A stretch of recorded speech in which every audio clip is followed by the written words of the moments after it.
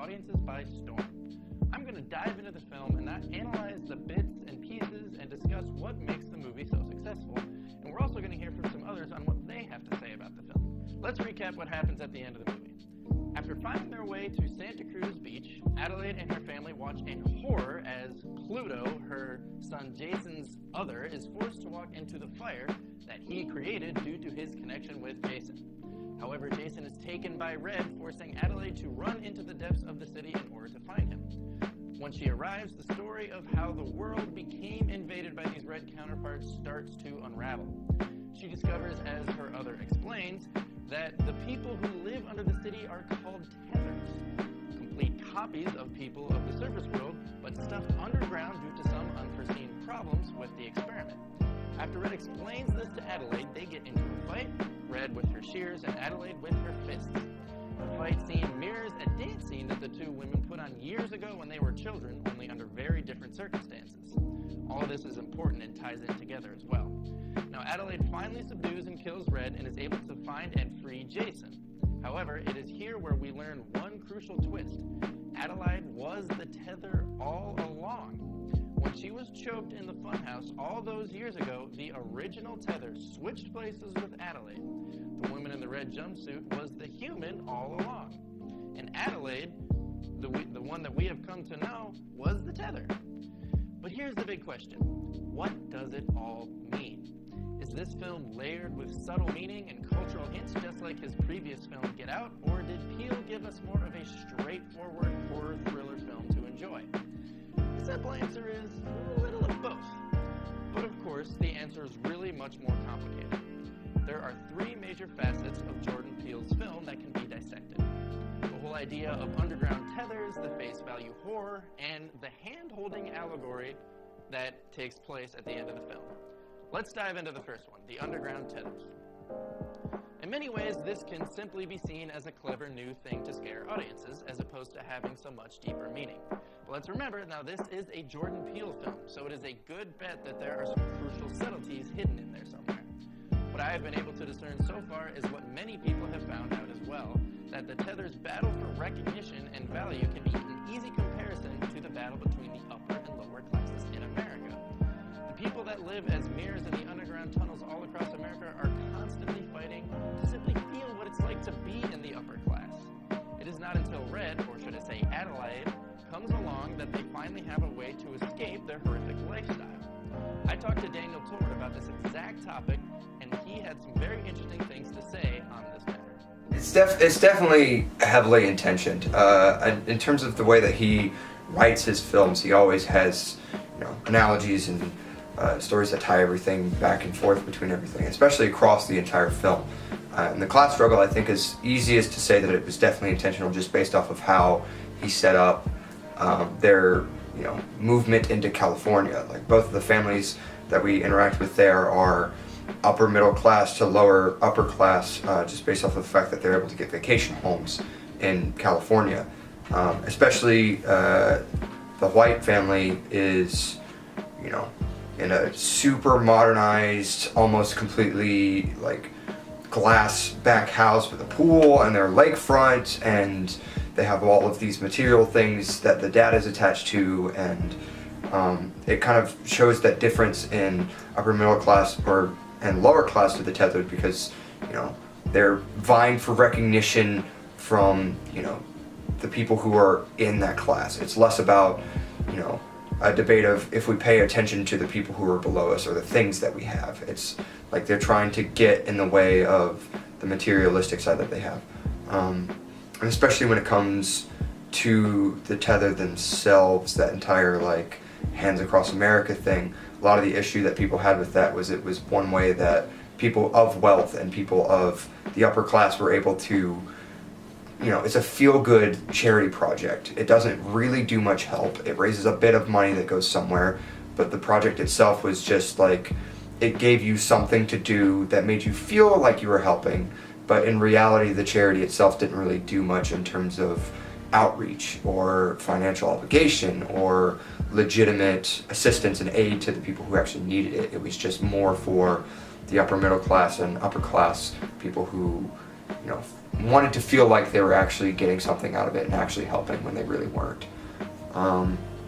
In terms of a lot of the other things that he does in the movie, a lot of it is just internal struggle within the family. I know that there are a lot of conflicts that you have between, her initial family when she gets taken by her tethered before is obviously struggling. The dad as an alcoholic, and her mother is not trustful, and everything that happens around that. And I think that paints a little bit of a picture of how there are a lot of issues that go around that gets stigmatized and stereotyped just because they're in lower class families. And I don't think that it's very accurate to say that everybody struggles with those things, even though it is a majority of the same kind of thing with cyclical incarceration. It's just you get stuck into a rut that society builds for you. It's not something that you really choose all of the time. It's something that you can't really escape from. And a large portion is we see how Adelaide, quote unquote, gets out of her rut, but there are still thousands and thousands of other people who are struggling with the same issues, struggling with the same ruts that they really can't find a way out of because they don't have the same escape and they don't have the same opportunities, and it's just very difficult to kind of balance those out between people. Now, let's move on to the next facet, the face value horror. Now, I know Jordan Peele has only directed 2 films so far in his short directorial career, but I think it is safe to say that they have both been chilling and fantastic, each in their own right. Well, Get Out was strong and had a pertinent message about race relations in America that was veiled in a horror facade. Us is much more straightforward. It is not like he uses jump scares and cheap tactics like most of the horror films out today. He gives the audience something to think about and a puzzle piece that they have to put together until it is revealed to them at the very end, only leaving them with more questions that they came in with. One can see where Peele gets his inspirations from as well. If you look close enough, you can see hints of M. Night Shyamalan and Darren Aronofsky, and boy, do they add a lot to the film. If you ask me, it takes a special director to pull off something so magnificent, especially in a horror film, and Jordan Peele does a masterful job. Moving on to the last tentpole of Us, it is the massive allegory of the hand-holding across America that the tethers put on at the end of the film to announce their arrival to the world. Now, many of the younger viewers of this film would not remember this, because it took place in 1986. Hands Across America was a real event that was attempted during the Reagan administration in an effort to raise money for charity. At the very beginning of the movie, a commercial for this can be seen as well. To anyone truly paying attention, this should have been a slap in the face of foreshadowing. But it was pretty hard to predict what really was going to happen with this Hands Across America idea. In the end, it was the tethers that were all holding hands, not the humans. But what does that mean? Jordan Peele has been pretty tight-lipped about the true meaning of the film's finer subtleties, but it can definitely be interpreted. I also spoke with Dr. Michelle Prettyman about this idea, and here is what she had to say about it. Part of what we see right away is that Peele is embedding tons of references, Goonies, Thriller, Jaws, just all this stuff that, some of which is pretty recognizable. But the Hands Across America is fascinating because, one, for me, I have to date myself. I did it, right? I was a teenager, and me and my friends went out there, and we did it, and we raised money, and it was kind of exciting. But first, thinking about the context of the Reagan administration, I think is important, right? That's not necessarily where people want to go, but if you kind of want to understand these things, you kind of have to think back to, okay, well, what was happening in the 80s in terms of both sort of the cultural environment, but also the political environment, and how we got lots of films in the 80s that spoke back to the Reagan administration, but I think also were sort of complicit in sort of creating an ideal of what American life was, right? We got lots of movies about sort of angst-ridden teenagers and, movies like Stand By Me. So you got this really interesting view of America in cinema. And so for me, it's these two sort of forces that are at play and trying to figure out what that's all about, right? What's happening on the ground that compels us to need to fund poverty, and so we get this sort of kind of kitschy, and then the song, I don't know if you've listened to the song, there's a song that goes with it, right? Yeah. And so why is Peele referencing that gesture, that massive cultural gesture, and it was really a big deal, and then why the sort of juxtaposition of these references to these older films, to older horror things, and to even sort of the way the film sort of uses really sort of almost worn out horror tropes, you know, and doesn't do a lot of what Get Out did to try to reimagine horror, but it sort of embeds itself in the same kinds of tropes that we've seen in thousands of other films. So I guess those are the two things that I would have in tension with each other to think about, even interpreting it. Like, I don't think you ever just jump to the site of the thing and say, well, I can tell you what that thing is. You have to sort of back up culturally, socially, politically, and sort of figure out what forces are at play. I don't know that I have a real reading on this. I was talking with Sonia about this just the other day. I think the only thing that makes sense to me in the context of the film is something that she said. So I've got to give her credit for this.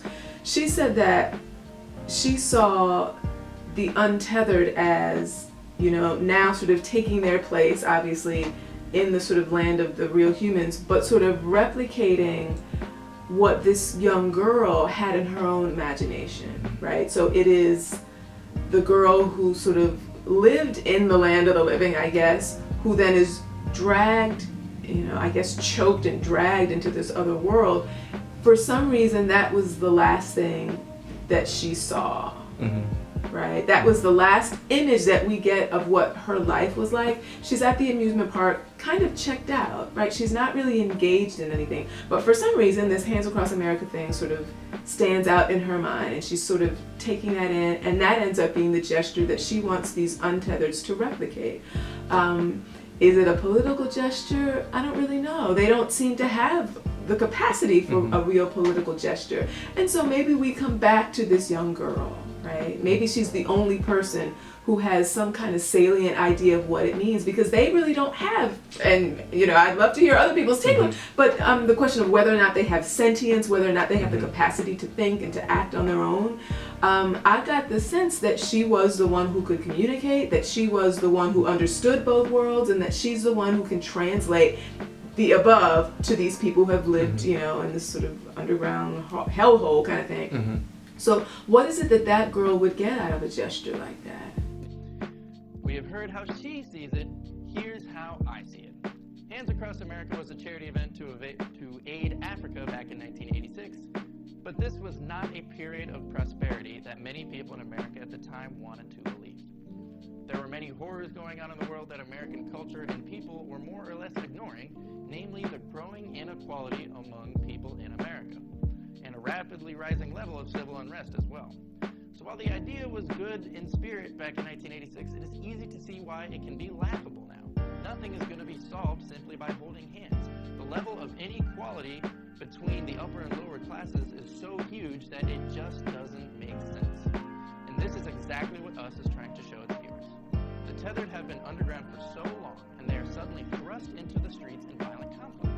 Of course, any rational human would side with what they know, what is comfortable, the humans.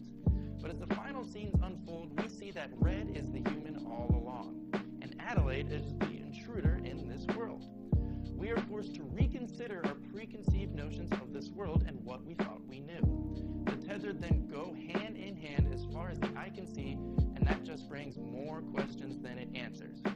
Jordan Peele himself said it best in an interview: parable is the most effective form of communication. I am not sure if I agree with him, but his thought process sure makes a damn good movie. Us certainly won't have the lasting cultural impact that Get Out did, but is a vastly successful thriller nonetheless. Thank you so much for joining me on my discussion of Us. Have a great day, everyone.